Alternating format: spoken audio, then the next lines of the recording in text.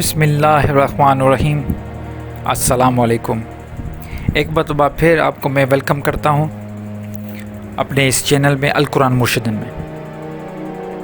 जैसा कि आप सब लोग जानते हैं कि पिछली वीडियो के तसलसल से मैंने एक सीरीज़ बनाई है और उस पे मैंने आपको ये बताया था कि हम नफ्स के जो मुख्तलिफ़ स्टेजेस हैं उन पे हम बात करेंगे जो कुरान में मौजूद हैं।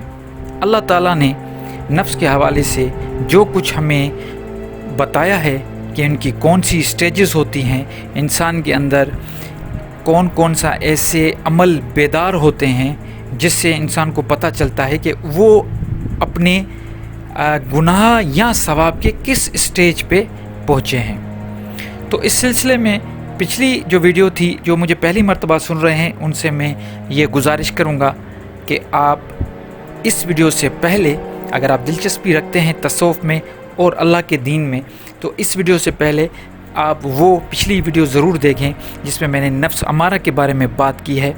उसके बाद क्योंकि ये सिलसिला है तो तसलसल टूट जाएगा, उसके बाद फिर आप यहाँ पे आके ये वीडियो देखिएगा।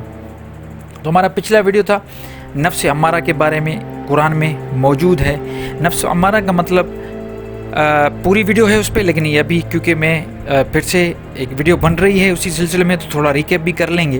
तो नफ्स अमारा का मतलब ये है कि वो नफ्स जो आपको गलत चीज़ों की तरफ माइल करती है।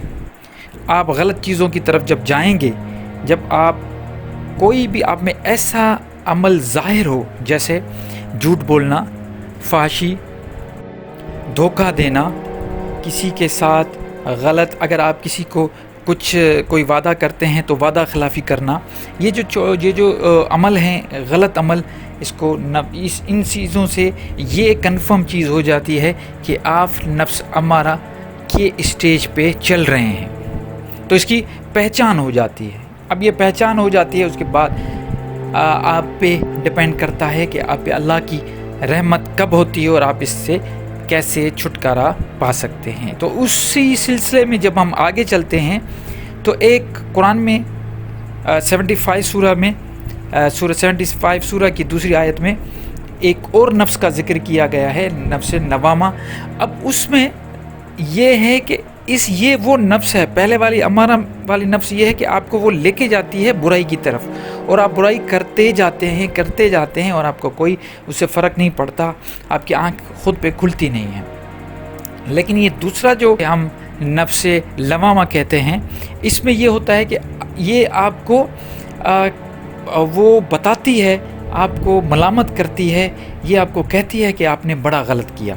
जैसे आपने कोई भी बुरा अमल किया है जो नफ्स अमारा के ज़िम्रे में आते हैं, फाशी की, किसी के साथ धोखा किया, गलत किया, रिश्वत ली, शराब पिया, ये जो भी ऐसी किस्म की जो भी चीज़ें हैं उनमें ये सारे आपने काम किए और उसके बाद अंदर ही अंदर जब आपको मलामत होती है, आपको ऐसा लगता है आपकी ज़मीर जैसे कहते हैं ना, ज़मीर जाग गया है, आपको लगता है कि आपकी ज़मीर, आपके अंदर से आवाज़ आती है, मलामत हो रही है कि आपने गलत किया। ये जो एहसास होता है, ये असल में देखा जाए तो एक तरफ तो ये अच्छी बात है, ये अच्छा साइन है, अल्लाह की तरफ से आप पे रहमत स्टार्ट होने लगती है। तो ये किस नफ्स की पहचान है? ये नफ्स लवामा की पहचान है। आपको इसका मतलब ये हुआ कि आप अब बेहतर पोजीशन में आ गए हैं, क्योंकि आपको अगर मलामत हो रहा है तो ज़रूर कुछ वक्त के बाद आप इसको छोड़ भी सकते हैं। आप ये गलत काम, नफ्स अमारा वाले जो भी गलत काम थे, उनसे आप छुटकारा पा सकते हैं।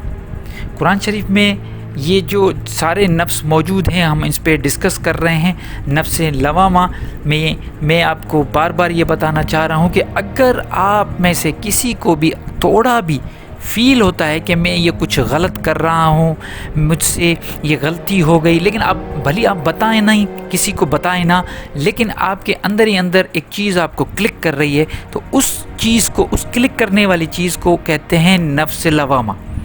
और उस पर कसम, कुरान में इस नफ्स लवामा की कसम उठाई गई है 75 सूरह में। तो ये जब अलामात आपके सामने आ जाती हैं, क्योंकि अल्लाह ताला का दीन पूरा आपको कुरान शरीफ में मौजूद मिलेगा, قرآن شریف کا مقصد ہی یہی ہے کہ انسان کی اصلاح ہو. وہ انسان کہیں پہ بھی موجود ہے، اگر جو معاشرے میں برائیاں آ رہی ہیں، جو ریفلیکشن آپ کے نفس سے ہی ہو رہا ہے، کیونکہ جو بھی برائیاں ہوتی ہیں وہ ایکچولی آپ کے عمل سے ہوتی ہیں، وہ پڑی نہیں رہتی کہیں پہ بھی آپ جا کے اس کو اٹھائیں گے. معاشرے کی برائیاں آپ سے ہی ریفلیکٹ کرتی ہے. جیسے ایک سورج ہے، سورج کی روشنی آتی ہے نا جب زمین پہ، تب جا کے وہاں پہ کچھ نہ کچھ ہوتا ہے. زمین میں روشنی نہیں ہوتی، وہ سورج کی روشنی آتی ہے، وہ ایک انرجی ڈائریکٹ سن انرجی آتی ہے. بالکل اسی طرح ریفلیکشن ہمارے اندر سے ریفلیکشن باہر سوسائٹی میں جاتی ہے. ہمارے اندر جو کچھ گندگی ہے وہی تو باہر جائے گی، تب جا کے معاشرہ خراب ہوگا. اور وہ جو گندگی، وہ جو نفس ہمارا آپ کو بار بار دھکیلتی ہے کہ یہ سارے کام کرو، جس کو ہم یہ دوسرے لفظوں میں کہیں کہ جیسے شیطان نے اللہ سے مہلت مانگی تھی کہ مجھے قیامت تک مہلت دو تاکہ میں وسوسے ڈالتا رہوں. یہی وسوسے نفس امارہ کی شکل ہے. اور یہ تو پھر اور بھی اچھی بات ہے کہ جیسے قرآن میں ہے کہ آپ کے دل میں اگر یہ بات آ گئی، آپ کو احساس ہونے لگا کہ آپ جو کچھ کر رہے ہیں اس میں آپ کو شیطان تنگ کر رہا ہے، آپ کو پتہ چل رہا ہے، آپ اپنے آپ کی اکاؤنٹیبلٹی کرنا شروع کر رہے ہو، مطلب آپ کو یہ اندازہ ہونے لگا ہے کہ آپ جو کر رہے ہو غلط ہے. یہ بڑی بات ہے. بہت سارے ایسے لوگ ہیں جو بڑے بڑے قتل کر کے، زنا کر کے، چوری کر کے، بڑے بڑے جو جرائم ہیں وہ کر کے ان کو وہ ڈکار بھی نہیں لیتے. ان کو اس چیز کا احساس بھی نہیں ہوتا کہ انہوں نے کیا کر لیا. وہ اتنی بڑی غفلت میں ہوتے ہیں کہ ان کو پتہ ہی نہیں چلتا. اور یہ چھوٹی سی زندگی، انسان تو فنا ہے، یہ چھوٹی سی زندگی گزر جاتی ہے اور وہ ساری زندگی غلط کاموں میں نکال دیتے ہیں اور ان کو پتہ بھی نہیں چلتا کہ کیونکہ ان کا نفس نوامہ ایکٹیو ہی نہیں ہوتا، ان کو پتہ ہی نہیں ہوتا ہم غلط کر رہے ہیں. اور اسے بہت سارے اب لوگ دیکھ رہے ہیں، چاہے وہ آپ اپنے آس پاس دیکھیں یا سیاست میں دیکھیں، کہیں پہ بھی آپ ان کو دیکھیں گے، برے سے برے ہوتے جا رہے ہیں. ان کو احساس بھی نہیں ہے کہ ہم کیا کر رہے ہیں. لیکن یہ اللہ کی رحمت ہے کہ جب نفس لوامہ آپ کا ایکٹیو ہو جائے گا، آپ کو پتہ لگنے شروع ہو جائے گا کہ ہم غلط کر رہے ہیں. یہ بہت بڑا انعام ہے اللہ کی طرف سے. تو جن لوگوں کو ان چیزوں کا نفس لوامہ کی ایکٹیویٹی کا پتہ چل گیا اور ان کو یہ محسوس ہونے لگ گیا کہ ہم غلط کر رہے ہیں اور ہمیں ان چیزوں سے بچنا چاہیے، اندر ہی اندر ملامت ہو رہی ہے، تو یہ اس کو میں بار بار کہہ رہا ہوں، اس کو آپ اللہ کی رحمت سمجھیں.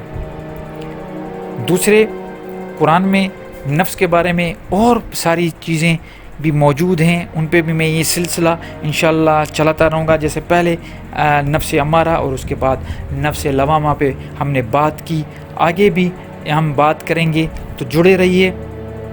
میں کوشش کر رہا ہوں سادہ لفظوں میں آپ سب کو سمجھانے کی کوشش کروں کہ جو صوفیزم میں سب سے بڑی چیز ہوتی ہے وہ ہے نفس کو کنٹرول کرنا اور ان ساری چیزوں کو ختم کرنا.